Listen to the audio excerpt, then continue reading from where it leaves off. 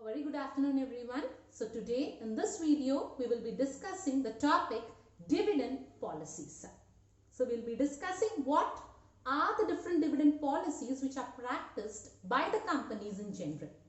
So in general there are 7 types of dividend policies which are practiced by companies. So we'll discuss one by one what these policies are. So coming to the first type of policy, that is stable dividend policy. So stable dividend policy generally means it is a policy of paying dividends consistently. That is, it is a policy of paying dividends regularly. So when there is consistency or regularity in the payment of dividend, it is generally termed as stable dividend policy. So this stable dividend policy is divided into 3 types: constant dividend per share, constant percentage of earnings, constant dividend per share plus extra dividend. Now let us discuss what these different subheads are. So coming to the first one, that is constant dividend per share. So this is a policy of paying a fixed rate of dividend on the share invested by the investor. That is, here under this policy, the investor is paid a fixed percentage of dividend on his share. That doesn't mean that this dividend will not change anytime. If the future earnings of the company are increasing and when there is stability in the earnings which is earned by the company, then per share dividend will increase. And another condition is, if the future earnings are increasing but there is no stability in the increase in earnings, then the extra amount of the earnings will be distributed or will be transferred to dividend equalization fund. Clear? And the second type of dividend policy is constant percentage of earnings. So this is a policy of paying a fixed percentage of dividends to the shareholders from the profits of the company. Let me give you an example. For example, if the company has declared 10% as dividend payout ratio, that means that whatever profit the company is earning, from the profit 10% will be distributed as dividends. Clear?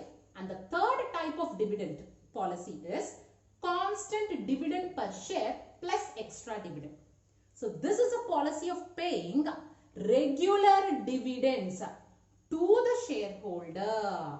That is, here under this policy, a constant rate of dividend is declared to the shareholder per share, irrespective of the earnings. And if the company's earnings increases, then extra dividend is given. That is, here the shareholder will be given a stable dividend, and when the earnings increases, extra dividend will also be given to the shareholder. So that is termed as constant dividend per share plus extra dividend.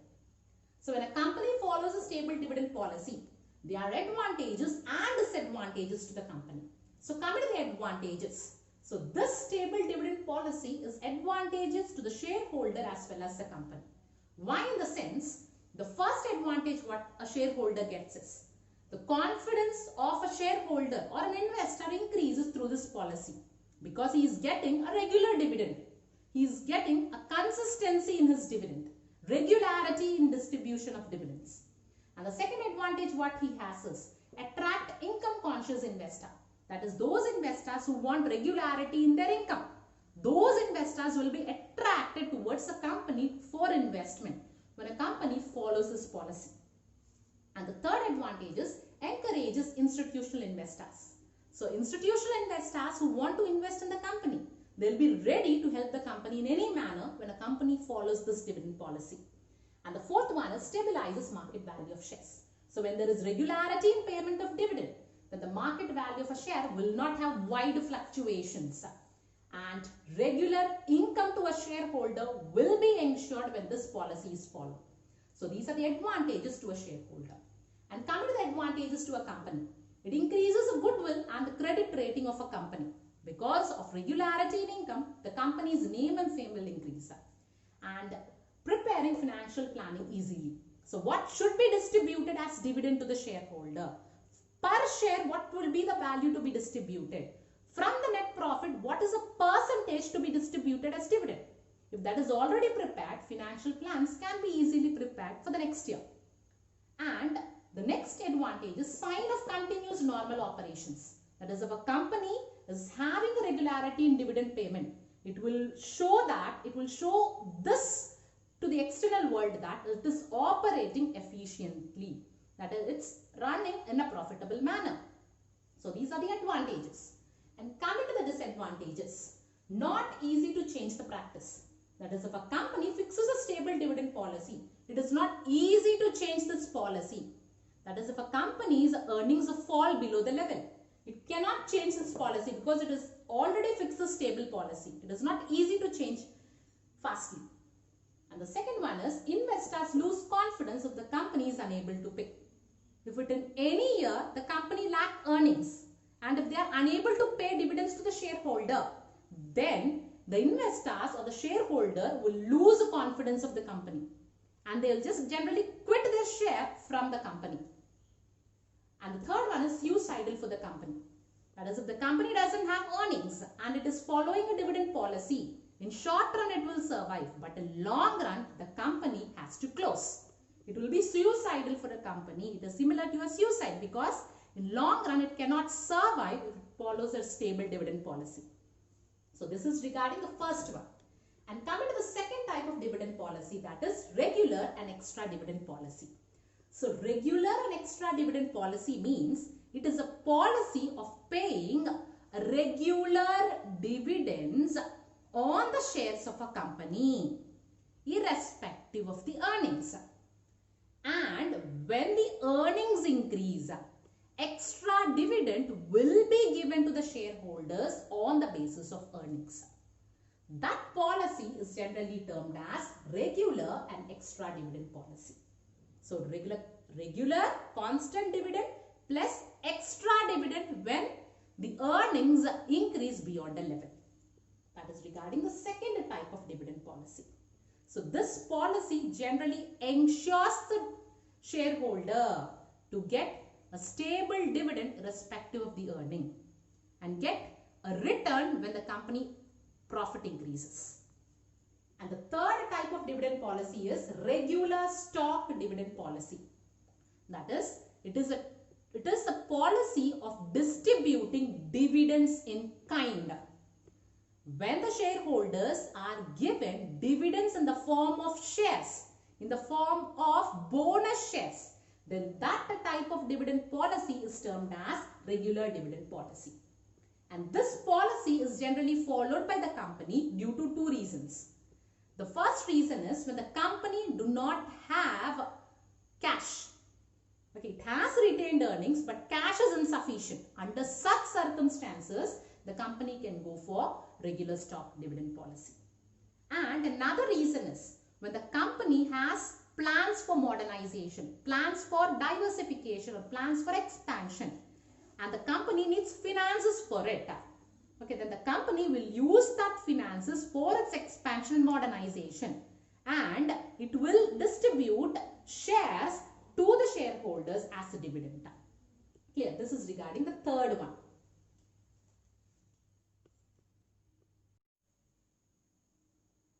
So the fourth type of dividend policy is regular dividend plus stock dividend. So regular dividend plus stock dividend is when dividend is paid in cash and kind, you call it as regular dividend plus stock dividend.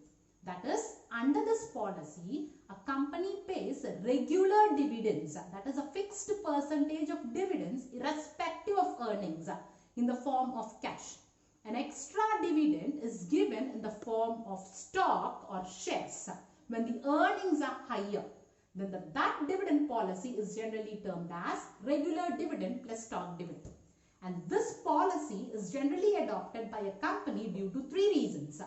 The first reason is when a company wants to continue its habit of paying a regular payment to a shareholder. Then this policy is followed. And the second reason is when a company wants to give a share in the earnings of the company to the investors or the shareholders, then this policy is generally resorted to.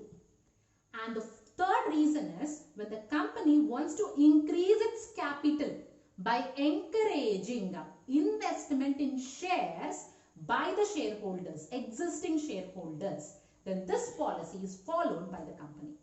Clear? And come to the fifth one, that is irregular dividend policy. So this policy, as the name itself indicates, the dividend payment is irregular. That is, when there is no regularity or stability in payment of dividend, then that dividend policy is termed as irregular dividend policy. That means when higher dividend is paid in the times of higher profits and lower dividend is paid when the earnings are lower and no dividend when there are no earnings, then that policy is termed as irregular. But the main disadvantage of this policy is no investor will be interested to invest in a company when a company follows irregular dividend policy. Only the investors who want to take risk will invest in a company which follows this policy. And coming to the sixth one, that is residual dividend policy. So residual means what remains, what is left. So residual dividend policy is, it is a policy of paying dividends from the residual profit.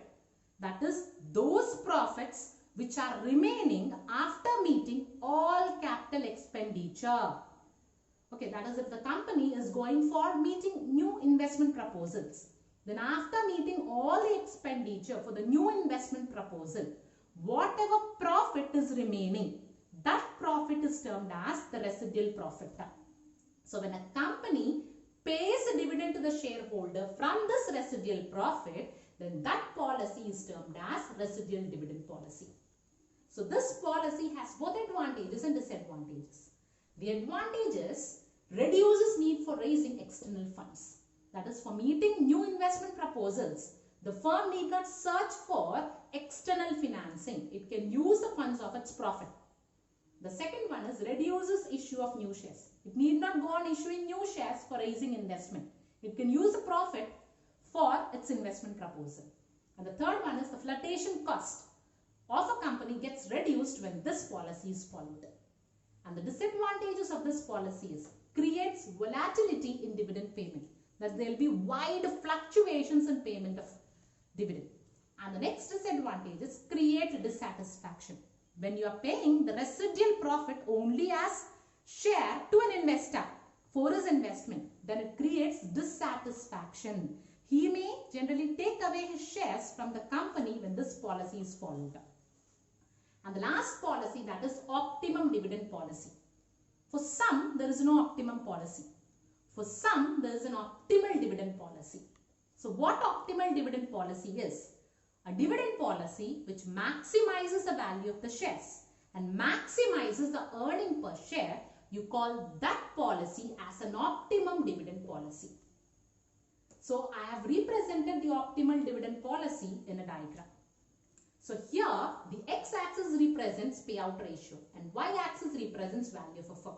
I told you for some the dividend payout ratio is irrelevant. That is, they say that it will not affect the value.